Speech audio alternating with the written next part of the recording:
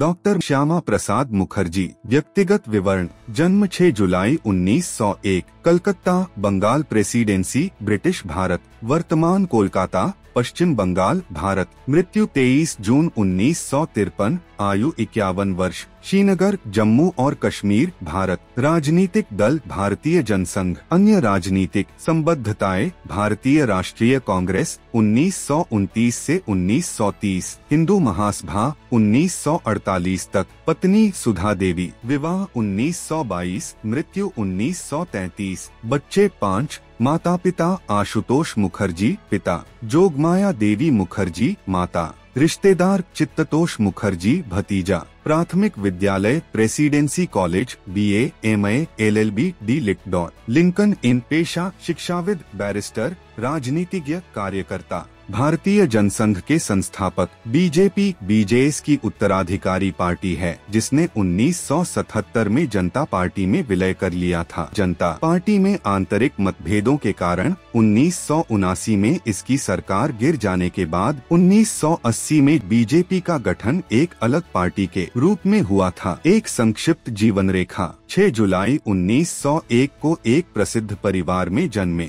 Doctor Mukherjee की मां जोगमाया देवी ने अपने बेटे की मृत्यु के बारे में सुनकर कहा, मुझे गर्व है कि मेरे बेटे का जाना भारत माता के लिए एक क्षति है। उनके पिता सर आशुतोष बंगाल में बहुत प्रसिद्ध थे। कलकत्ता विश्वविद्यालय से स्नातक होने के बाद वे 1923 में सीनेट के फेलो बन गए। अपने पिता की मृत्यु के बाद 1924 में उन्होंने कलकत्ता उच्च न्यायालय में एक वकील के रूप में नामांकन कराया। इसके बाद वे 1926 में लिंकन इन में अध्ययन करने के लिए इंग्लैंड चले गए और 1927 में बैरिस्टर बन गए। 33 वर्ष की आयु में वे कलकत्ता विश्वविद्यालय के विश्व के सबसे युवा कुलपति बने और 1938 तक इस पद पर रहे। अपने कार्यकाल के दौरान उन्होंने कई रचनात्मक सुधार किए और कलकत्ता की एशियाटिक सोसाइटी में सक्रिय रहे और साथ ही वे कोर्ट के सदस्य और भारतीय विज्ञान संस्थान बेंगलोर की परिषद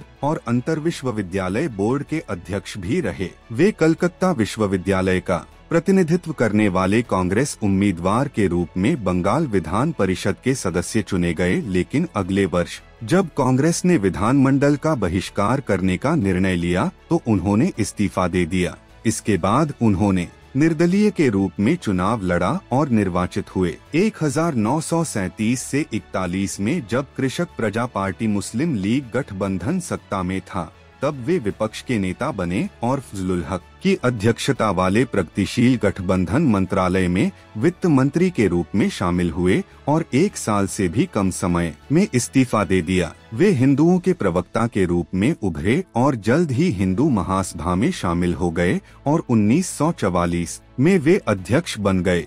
गांधी जी की हत्या के बाद वे चाहते थे कि हिंदू महासभा केवल हिंदुओं तक सीमित न रहे या जनसेवा के लिए एक अराजनीतिक निकाय के रूप में काम न करे और इस मुद्दे पर 23 नवंबर 1948 को इससे अलग हो गए। पंडित नेहरू ने उन्हें उद्योग और आपूर्ति मंत्री के रूप में अंतरिम केंद्रीय सरकार में शामिल किया। लिकायत अली खान के साथ दिल्ली समझौते के मुद्दे पर मुखर्जी ने 6 अप्रैल 1950 को मंत्रिमंडल से इस्तीफा दे दिया। RSS के श्री गोलवलकर गुरुजी से परामर्श के बाद श्री मुखर्जी ने 21 अक्टूबर 1951 को दिल्ली में भारतीय जनसंघ की स्थापना की और वे इसके पहले अध्यक्ष बने। 1952 के चुनावों में भारतीय जनसंघ ने संसद में 3 सीटें जीती, जिनमें से एक श्री मुखर्जी की थी। उन्होंने संसद के भीतर राष्ट्रीय लोकतांत्रिक पार्टी बनाई थी, जिसमें 32 सांसद और 10 राज्यसभा सदस्य थे। हालांकि स्पीकर ने इसे विपक्षी दल के रूप में मान्यता नहीं दी थी। अपना विरोध जताने के लिए वे संसद के बाहर गए और कश्मीर पर उन्होंने अनुच्छेद 370 के तहत व्यवस्था को भारत का बाल्कनीकरण और शेख अब्दुल्ला के 3 राष्ट्र सिद्धांत की संज्ञा दी।